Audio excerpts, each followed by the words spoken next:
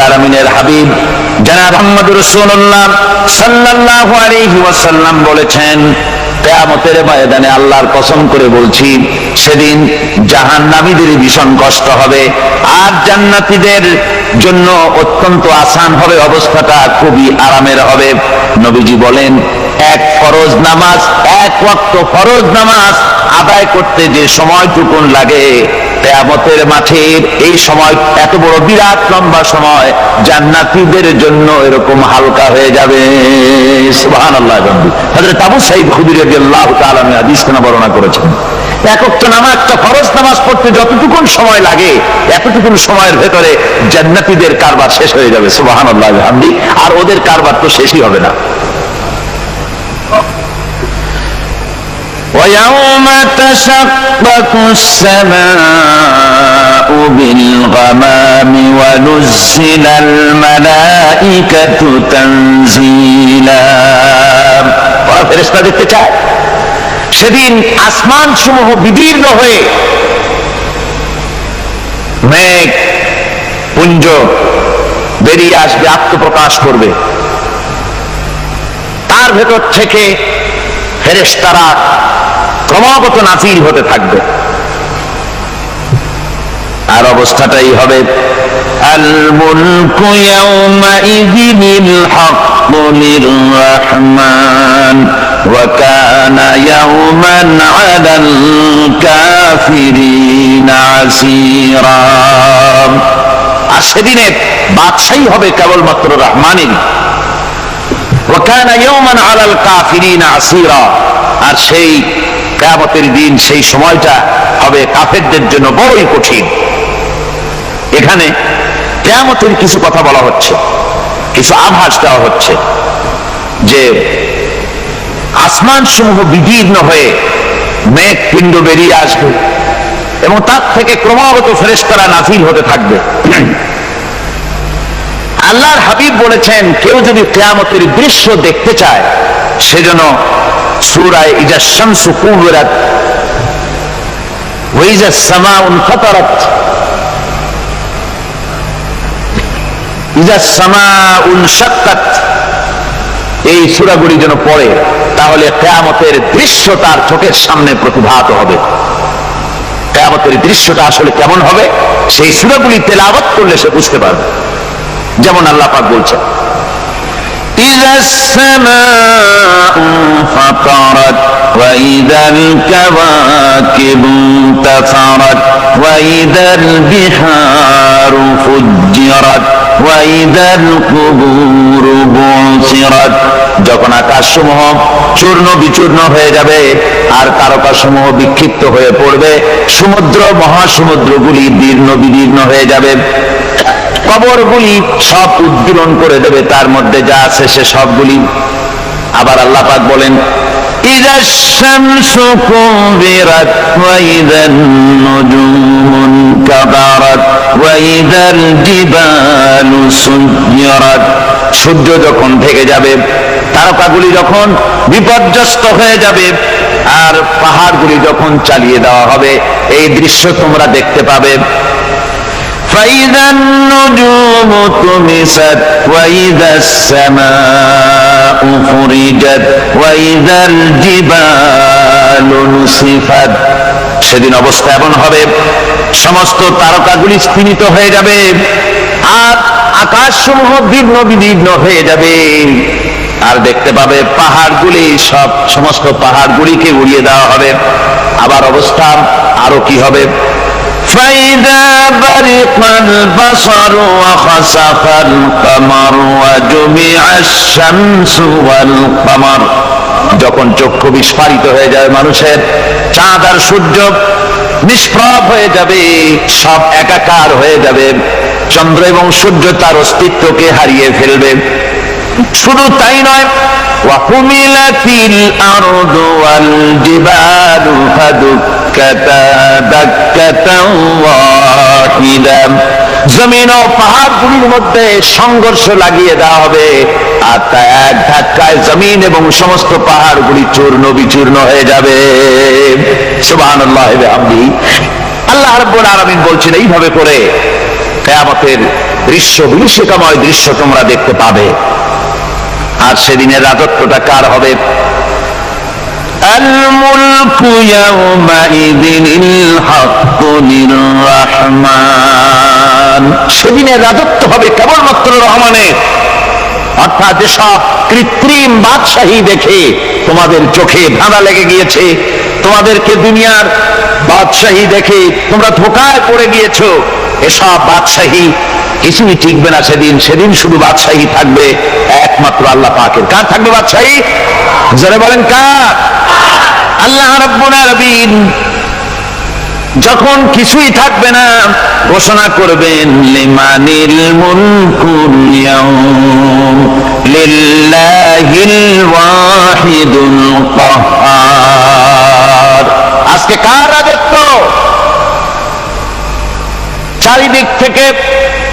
চারিদিক থেকে আওয়াজ আসতে থাকবে, পরাক্রমশালী আল্লাহ রাব্বুল আলামিনের রাজত্ব। আর কারণ নয়, হাদিস শরীফে এসেছে, বুখারী মুসলিম শরীফের হাদিসে এসেছে, আল্লাহর নবী বলেন আল্লাহ রাব্বুল আলামিন তখন তার এক হাতে আকাশ মণ্ডলীকে ধারণ করবেন, আর এক হাতে জমিনকে ধারণ করবেন। আকাশ মণ্ডলী এক হাতে, জমিন এক হাতে। এভাবে আল্লাহ রাব্বুল আলামিন বলবেন আইনাল জাব্বারুন আইনাল মুতাকাব্বিরুন। কোথায় সেই স্বৈরাচারীরা? কোথায় সেই দুর্বীরিত অহংকারী স্বৈরাচার যারা আমার জমিনের উপরে, আমার মানুষের উপরে রাজত্ব চালিয়েছে? তারা আজকে কোথায়? কোথায় সেই অহংকারীরা? আল্লাহ পাক সেদিন যে বলবেন, সেদিন তো বলবেন, কিন্তু দুনিয়ার মাঝেও স্বৈরাচার যারা, অহংকারী যারা, তাদের শাস্তি পৃথিবীর বুকেও দেন। আর সেদিন তো দিবেনই। কত স্বৈরাচার আমরা দেখলাম, কত অহংকারী দেখলাম, যাদের তর্জনী হেননে লক্ষ কোটি কোটি মানুষ উঠত আর বসত। তাদের জিল্লাতির সঙ্গে আল্লাহ রাব্বুল আলামিন কতজনকে বিদায় করে দিলেন। ফুলের মালা নিয়ে কুলাতে পারে নাই, পা থেকে শুরু করে গলা পর্যন্ত ফুলের মালা দিয়া ডুবাই দিল ভক্তরা। আবার আল্লাহ রাব্বুল আলামিন এমন শাস্তি দিলেন, ফুলের মালার পরিবর্তে জুতার মালা নিয়ে জেলের মধ্যে ঢুকাইয়া দিলেন। ঠিক কিনা গান? অহংকারী আর স্বৈরাচার যারা হয়, আল্লাহ পাক এভাবে তাদের দৃষ্টান্ত দেখিয়ে দেন। আমরা কত দেখলাম, 9 বছরের রাজা, 10 বছরের সাজা। পৃথিবীর মুখে যারা অহংকার করে, যারা স্বৈরাচার হয়, আল্লাহর আইনকে যারা বৃদ্ধাঙ্গুষ্টি প্রদর্শন করে, আল্লাহ পাক তাদের জমিনেও দেখান। এখানে চূড়ান্ত ফয়সালা আল্লাহ করেন না, আসল ফয়সালার জায়গা তো আছেই, তবে এখানে নমুনা দেখায় দেন। কিন্তু মুশকিল হচ্ছে, ইতিহাসের সবচাইতে বড় শিক্ষা হলো ইতিহাস থেকে মানুষেরা শিক্ষা গ্রহণ করে না।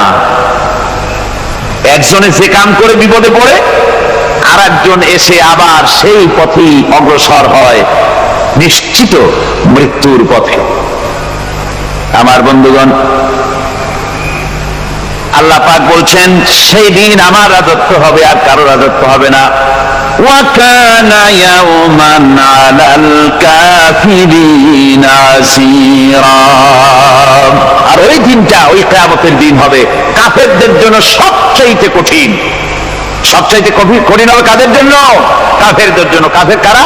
কাফের হচ্ছে তারা যারা নাকি আল্লাহর আইনকে অস্বীকার করেছে, আল্লাহকে অস্বীকার করেছে, আল্লাহর আইনকে অস্বীকার করেছে। ওরা কি? কাফের। কুবর শব্দের অর্থ হচ্ছে গোপন করা। এই জন্য অন্ধকার রাতকে আরবিতে কাফের বলা হয়েছে। অর্থাৎ যা সব জিনিসকে অন্ধকার দিয়ে ঢেকে দেয়। তো কুফর হচ্ছে সেই জিনিস যা মহাসত্যকে ঢেকে দেয়, সত্যকে, মহাসত্যকে ঢেকে দেয় যে জিনিস, সেটাকে কুফর বলা হয়। আর এই কাফের অন্ধকারে ঘুরে মরে, সে কোন আলোর খোঁজ পায় না। আল্লাহ রাব্বুল আলামিন বলেন, কাফেরদের কথা এখন শোনাচ্ছেন আল্লাহ পাক। والذين كفروا أولياؤهم الطاغوت يخرجونهم من النور إلى الظلمات। যারা কাফের, যারা কুফরি অবলম্বন করেছে, তাদের সাহায্যকারী আর পৃষ্ঠপোষক হচ্ছে তাগুত। তাগুত বলা হয় সেই শক্তিকে যে শক্তি শুধু নিজেই আল্লাহর আইন অমান্য করে বসে থাকে না, বরং অন্যদেরকে আল্লাহর আইন অমান্য করতে বাধ্য করে। ওদেরকে আরবিতে কি বলা হয়? তাগুত বলা হয়। আর এই তাগুতি শক্তি, এই তাগুত হয় তার সাহায্যকারী, যা তাকে আলো থেকে টেনে অন্ধকারের ভেতরে নিয়ে যায়। আর কাফের হচ্ছে আল্লাহ পাকের ভাষায় অর্থাৎ কোরআনের ভাষায় কাফের হচ্ছে সবচাইতে নিকৃষ্ট প্রাণী, সবচাইতে নিকৃষ্ট জীব। মহাসত্যকে যারা অস্বীকার করেছে, যারা আল্লাহকে মানে না, যারা আল্লাহর কোরআনকে মানে না, যারা ইসলামকে স্বীকার করে না, তারা সবচাইতে নিকৃষ্ট প্রাণী। আল্লাহ রাব্বুল আলামিন বলেন, ইন্না শাররাদ দাওয়াবি ইনদাল্লাহিল্লাযীনা কাফারু ফাহুম লা ইউমিনুন। নিশ্চয়ই আল্লাহর জমিনে সব বিচরণশীল জীব যত আছে, আল্লাহ বলছেন আমার জমিনে বিচরণশীল জীব যত আছে তার মধ্যে সবচাইতে নিকৃষ্ট প্রাণী হলো যারা ঈমান আনে নাই, যারা বিশ্বাস করেন আমি আল্লাহকে, যারা পরকালকে বিশ্বাস করে নাই, যারা কোরআনকে বিশ্বাস করে নাই, যারা ইসলামকে বিশ্বাস করে নাই, পৃথিবীর মধ্যে তারা সবচাইতে নিকৃষ্টতম প্রাণী। আল্লাহ বলেন শুধু নিকৃষ্ট জনক নিকৃষ্ট প্রাণী বললেই সারে না, এরা হলো চতুষ্পদ জানোয়ারের মতো। কে বলতেছেন? আমি বলছি না, কিন্তু আল্লাহ পাক বলতেছেন চতুষ্পদ জানোয়ারের মতো কাফেররা। وَمَثَلُ الَّذِينَ كَفَرُوا كَمَثَلِ الَّذِي يَنْعِقُ بِمَا لَا يَسْمَعُ إِلَّا دُعَاءً وَنِدَاءً। এই কাফেরদের দৃষ্টান্ত হচ্ছে সেই রাখালের মতো, যে রাখাল তার পশুদেরকে ডাকে আর ওই পশুরা একটা ডাক শোনে মাত্র, কিন্তু কি যে বলে তা তো পশুতে বোঝেন। ভালো বুঝতে পেরেছে?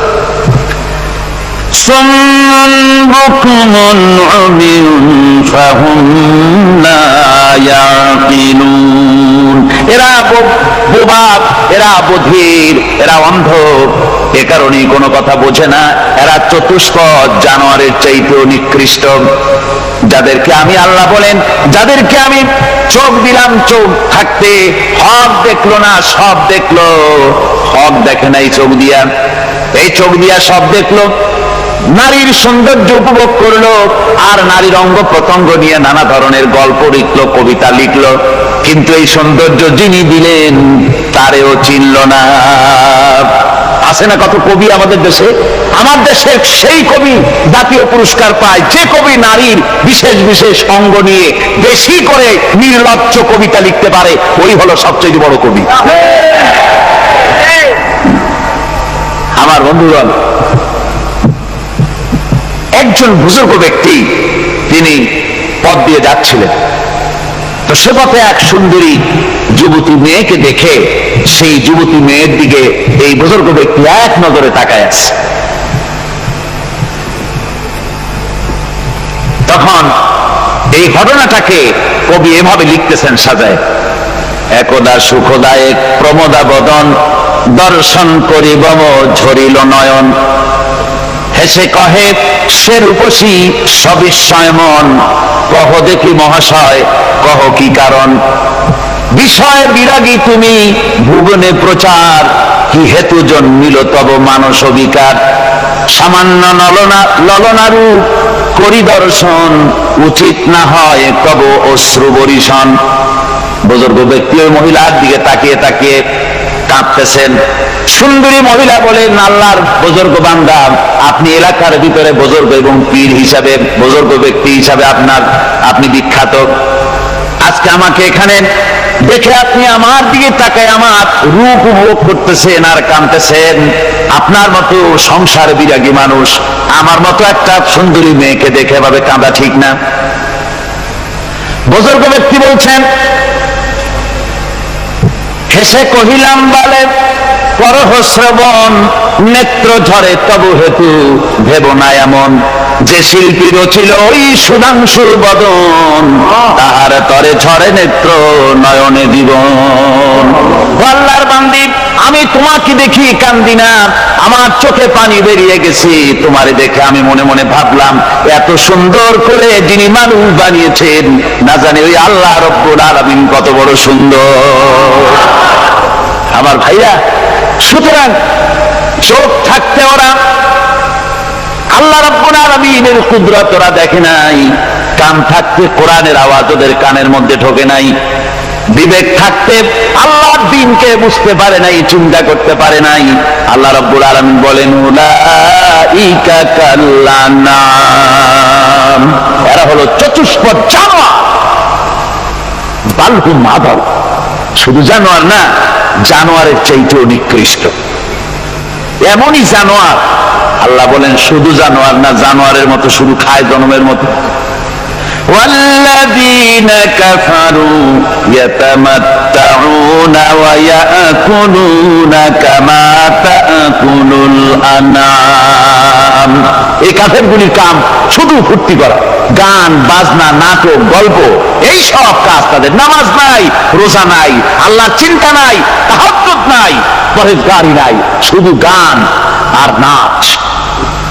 দেখেন না ফুর্তি। এই যে 1 জানুয়ারি রাত 12টার সময় আমার ঘুম ভেঙে গেল, এই যেখানে আমি ছিলাম, বিকট আওয়াজ। আমি মনে করলাম পাশের বাড়ি বুঝি ডাকাত পড়ছে। পরে বাড়িওয়ালা আমাকে বললেন যে ডাকাত না, বোধহয় এই নিউ ইয়ার সেলিব্রেট হচ্ছে, নতুন বৎসর উদযাপন হচ্ছে বোমা দিয়ে, শহরবাসীর আরামের ঘুম হারাম করে এগুলি করা হচ্ছে। এ তো গেল 1 জানুয়ারি। আর যখন আমাদের নিজেরটা যখন আসে, অর্থাৎ 1 বৈশাখ, তখন দেখছেন অবস্থা 1 বৈশাখে। এবছর আমাদের দেশে 1 বৈশাখে ঢাকায় যে দৃশ্য আমি টিভির মধ্যে দেখলাম, তাতে আমার মনে হয়নি যে 12 কোটি মুসলমানের দেশে রাজধানীতে এই দৃশ্য হচ্ছে। আমার মনে হচ্ছিল এটা বুঝি কলকাতা অথবা অন্য কোনো শহর হবে। আমি দেখলাম সমস্ত যুবক যুবতী, নারী পুরুষ, বিভিন্ন বয়সের লোক সব একসঙ্গে রাস্তায় নেমেছে, নাচতেছে। তার মধ্যে বুদ্ধিজীবী আছে, শিক্ষিত লোক আছে, সমানে নাচতেছে। আর তাদের মুখোশ পরা, বানরের মুখোশ, কুকুরের মুখোশ, শূকরের মুখোশ, ঘোড়ার মুখোশ, পাপী শিয়ালের মুখোশ, এই মুখোশ পরে এভাবে নাচতেছে। আমি চিন্তা করলাম, নববর্ষের সাথে কুত্তার মুখোশের সম্পর্ক কি? নববর্ষের সাথে পাপী শ্রীগালের মুখোশের সম্পর্ক কি? তাহলে ওরা কি বলতে চায় যে আগামী বছরটা আমরা কুত্তার ভূমিকায় অ্যাক্টিং করব, অথবা শ্রীগালের মতো ধূর্তামি করব জাতির সাথে? তারপরে কি করলো? সকাল বেলায় যুবক যুবতী 1 বৈশাখ সূর্য উদয়ের আগে রমনা লেকের পাড়ে গিয়ে সব দাঁড়িয়েছে বাসন্তী রঙের শাড়ি পরে। তারপরে সেখানে দাঁড়িয়ে সূর্য উদয়ের পানে তাকিয়ে সকাল বেলায় ভাবে করজোর করে বলছে, এসো হে নববৈশাখ স্বাগতম হে। নববৈশাখ অলক্ষে বোধহয় এটা শুনে বলতেছে, বাবাজিরা আমারে ডাকতেছো, অপেক্ষা করো, আমি আসতেছি। আমারে ডাকতেছো, আমি আসতেছি, কোমরে গামছা বেঁধে আসতেছি, 225 মাইল স্পিডে আসতেছি, 30 ফুট উঁচু জলোচ্ছ্বাস নিয়ে আসতেছি, নববৈশাখের মজা সাত টাকায়। আমার ভাইরা, মুসলমান নববর্ষ উদযাপনের সাথে মুসলমানের কিসের সম্পর্ক? মুসলমান যদি এই দিন উদযাপনই করে, তাহলে তাকে করতে হবে ফজরের নামাজ পড়বে।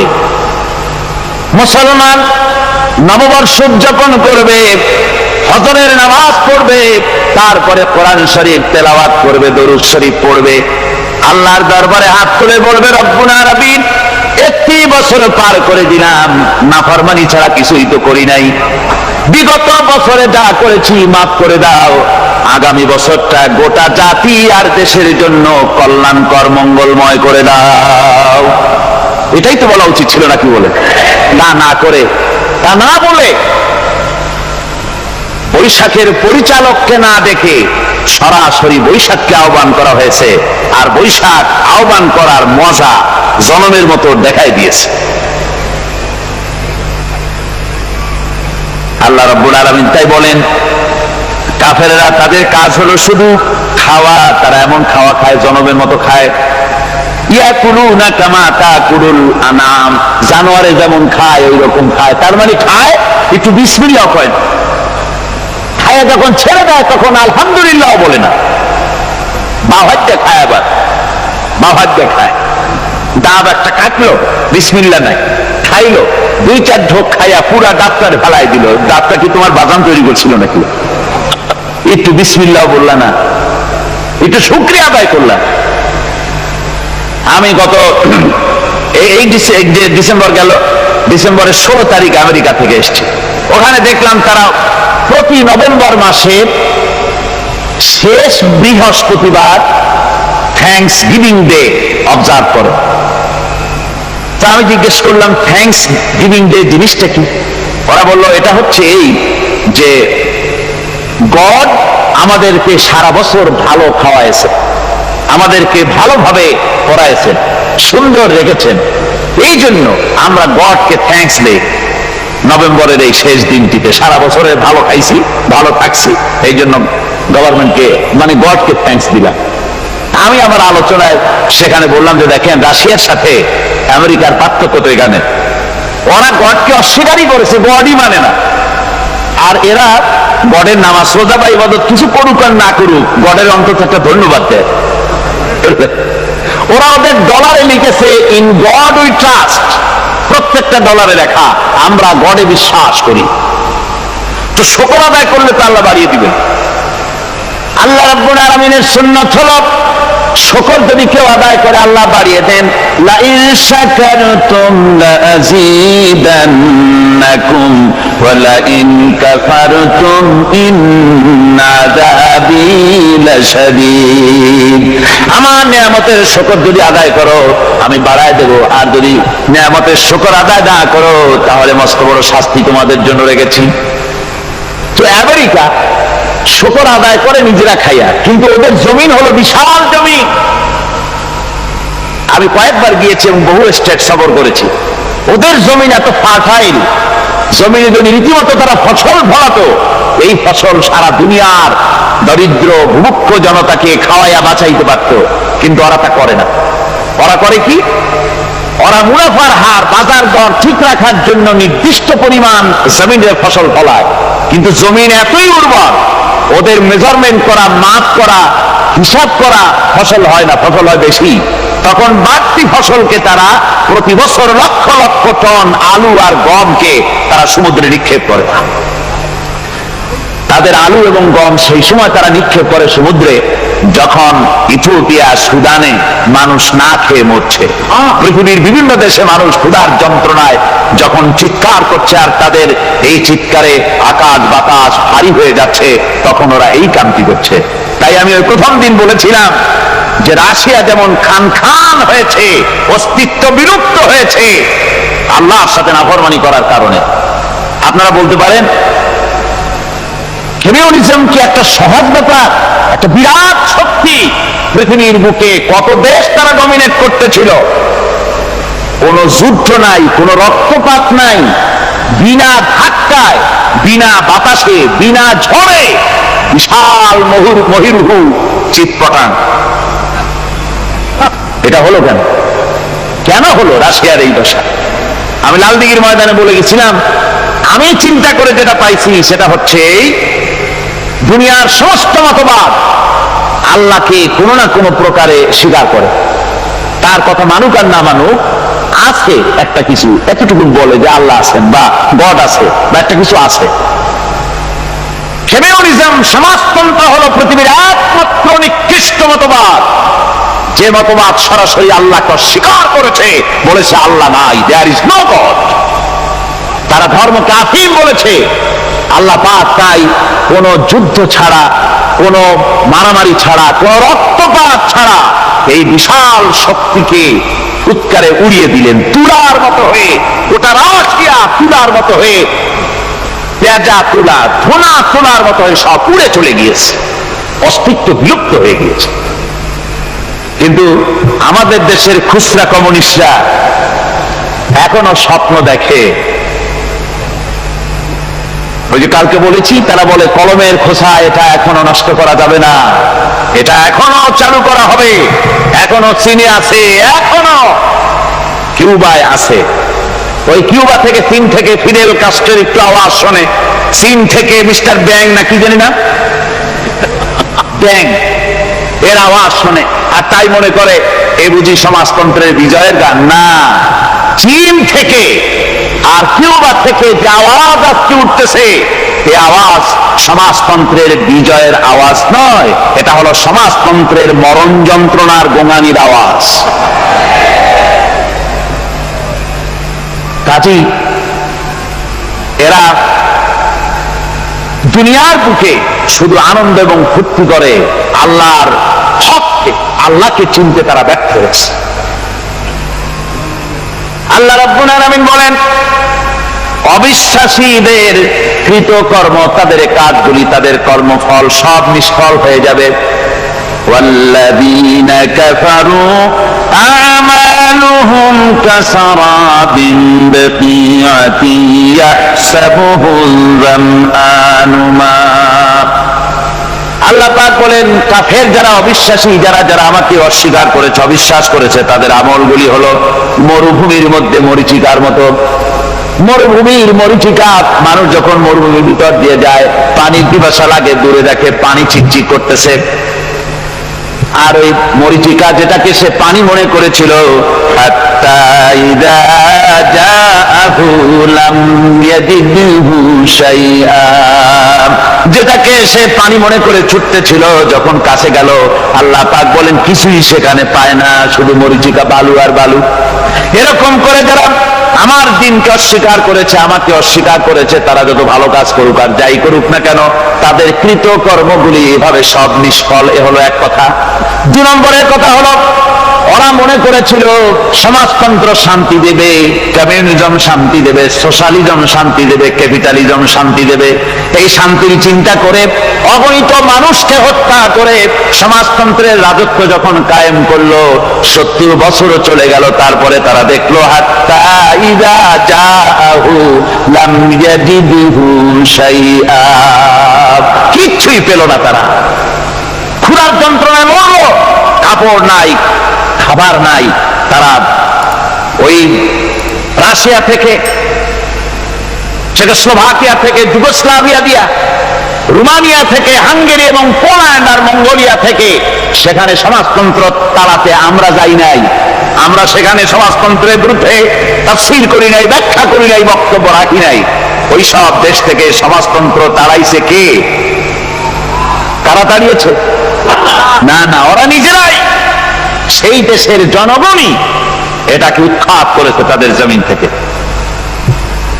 আল্লাহ পাক বলছেন, যারা আমার দিনকে, আমার বিধানকে যারা অস্বীকার করবে, তারা এই অস্বীকারী অবস্থায় যদি মৌত হয়, আমার সমাজতন্ত্রী কোনো ভাই যদি মাহফিলে থাকেন, কমিউনিস্ট কোনো ভাই যদি মাহফিলে থাকেন, তাহলে শুনুন আল্লাহ কি বলতেছে।